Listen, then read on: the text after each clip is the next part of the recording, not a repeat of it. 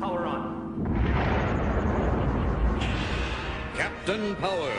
Welcome back to Retro Wednesday at the Titanium Hangar. This is Mike, and today I want to talk to you about a small toy line that is actually a big toy line, bigger than I thought it should be, that was quintessentially 80s but ahead of its time. They did a lot of things and it didn't all work, but we're going to talk about Captain Power, a couple of the smaller playsets. I'm on this trek to review as many obscure playsets as possible. We're going to get into this and talk about this coming up.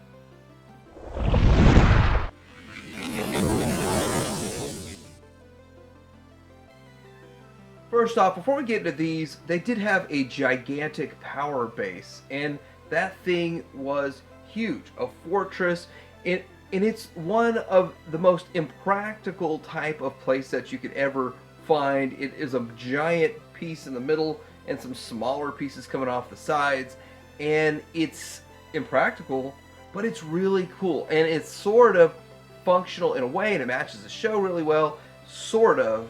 And when I get my hands on that, we're going to take a look at that thing, but it seems kind of cool. They also had this other thing that was called the wind-up Sauron beam deflector. When we get to something in this, it sort of makes me think I know how that's going to operate. So kind of cool, kind of fun. There's some features that's into it, but let's get into these three here. Now, first of all, one thing that you probably see all of the time is this Energizer. So I won't spend much time on it, and I'll talk about that last. This Energizer over here.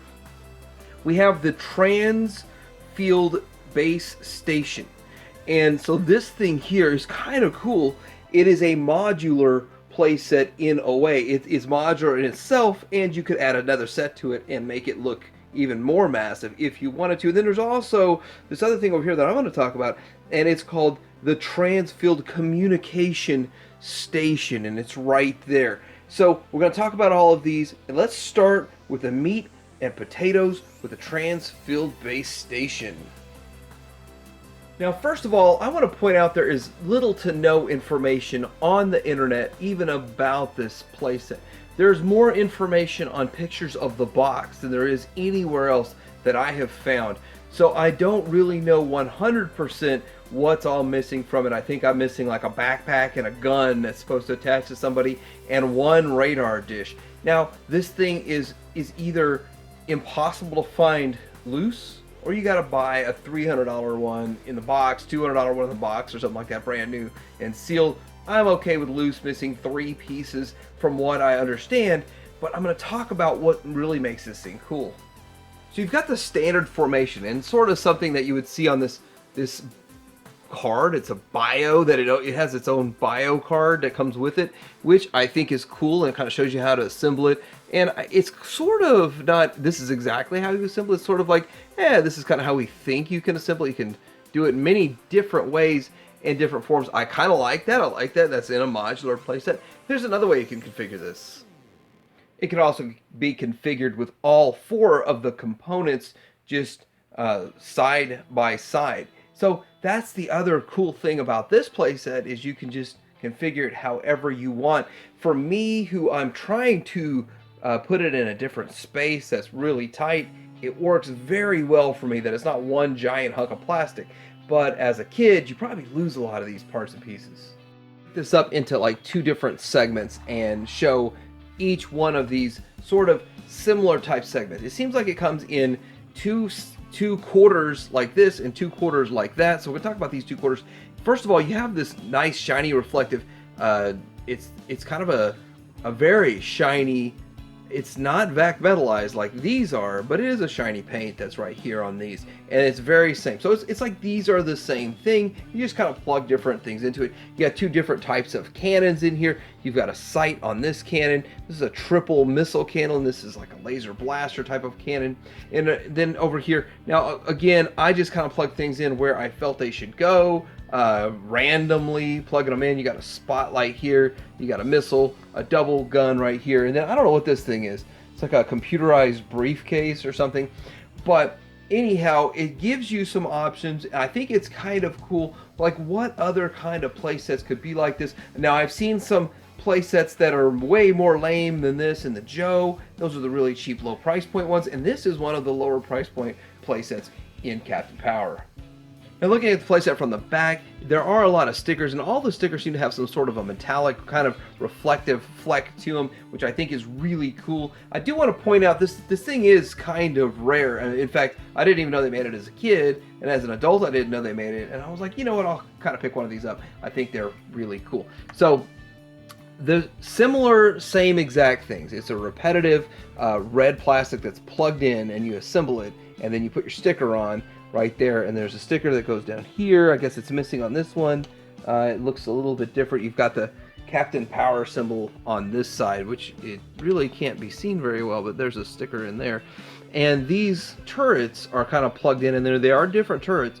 And this one has a handle on it, so you can have a plug their finger to. Now these do have what's called the gold plastic syndrome, or the really, really brittle plastic syndrome problem.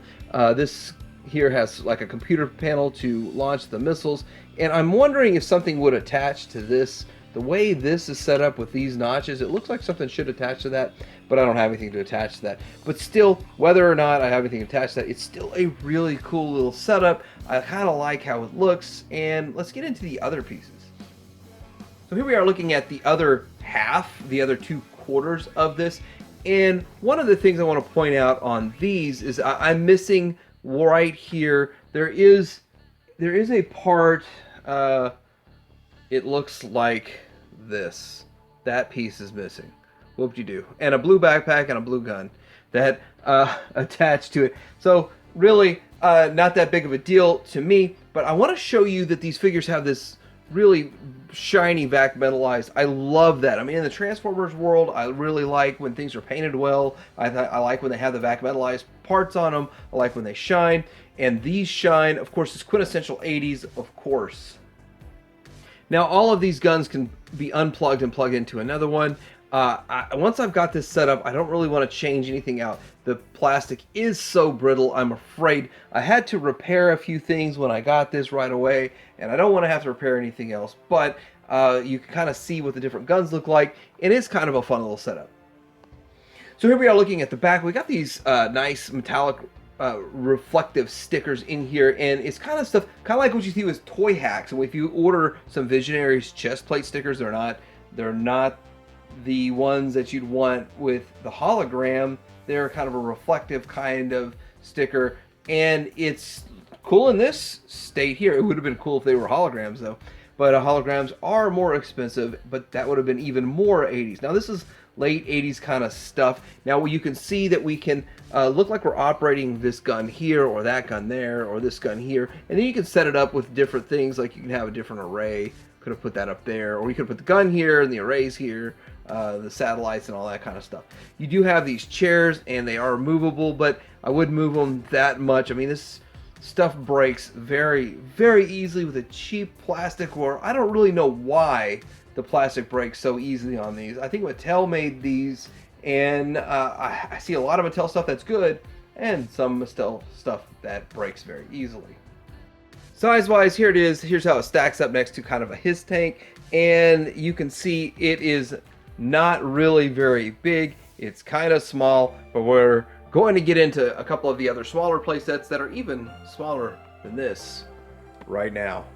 So next up, we're going to get into this Transfield Communicator play set here. Now this is a really small play set, so it is about a third of the size of the other one we just looked at. It's only one giant piece. It's several pieces put together, but it's still for Captain Power and their team. But I do have Dr. Dread in here because I just think it's a really cool looking figure, so I wanted to incorporate it in the video. But there's a couple of features we're going to look at in this, and I'll set him aside till we get to it. Now, looking at this, it has this chair that just kind of slides out.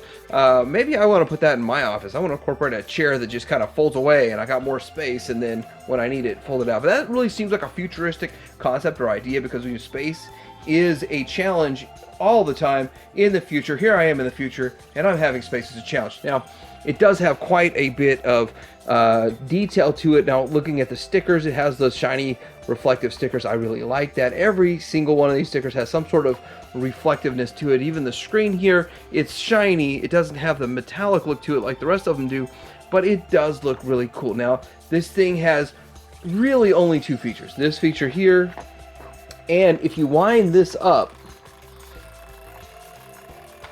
you have this radar dish moving around, and it shows the radar moving on here. So I think that's a really cool kind of thing, and that kind of makes me think about this whole wind-up Sauron deflector kind of station that I don't have yet. I'll pick it up when I find it and have a look at that thing, but it's really cool. What I like about this is it's not electronic. You can just continue to use this all you want. You don't have to get power or batteries from your parents.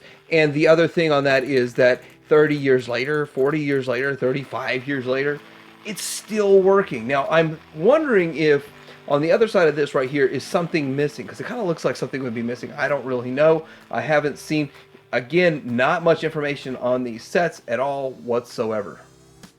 Now, either I'm missing a back piece that clips on here, or it just literally can only be displayed from one side, because this is just an open, hot mess on the back side. But again, I don't really care. I can always just display it from the other side.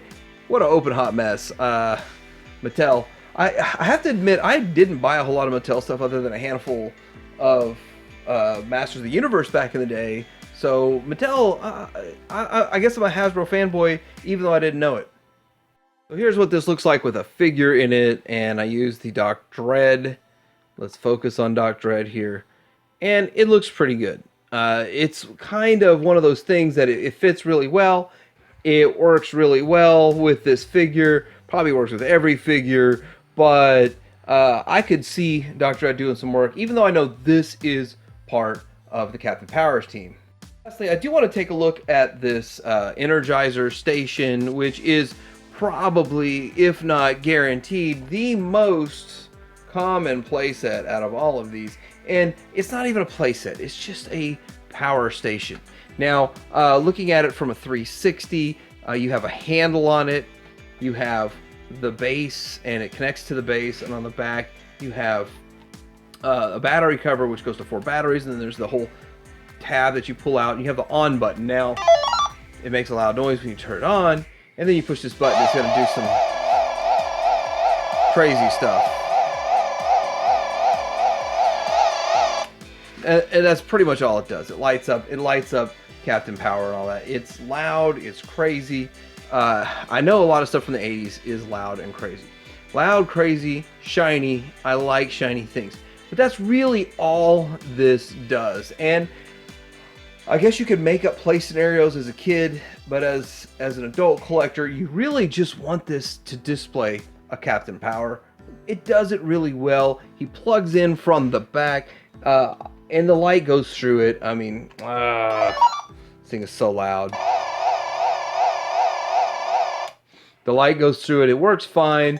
It's not something that's that great, and you won't get much use out of it. But at the end of the day, all I'm doing with these things is buying them and displaying them. So it's not that big of a deal.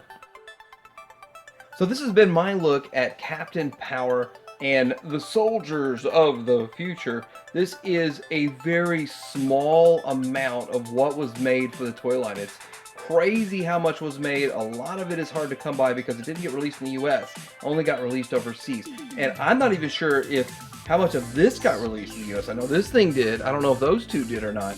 But anyway, let me know what you think about this toy line. Do you want to see more of this toy line? Do you have any of this toy line? Is this something that you remember from when you were a kid back in the day? Did you play hooky from church to watch the show? Like, subscribe. Titanium Hanger out.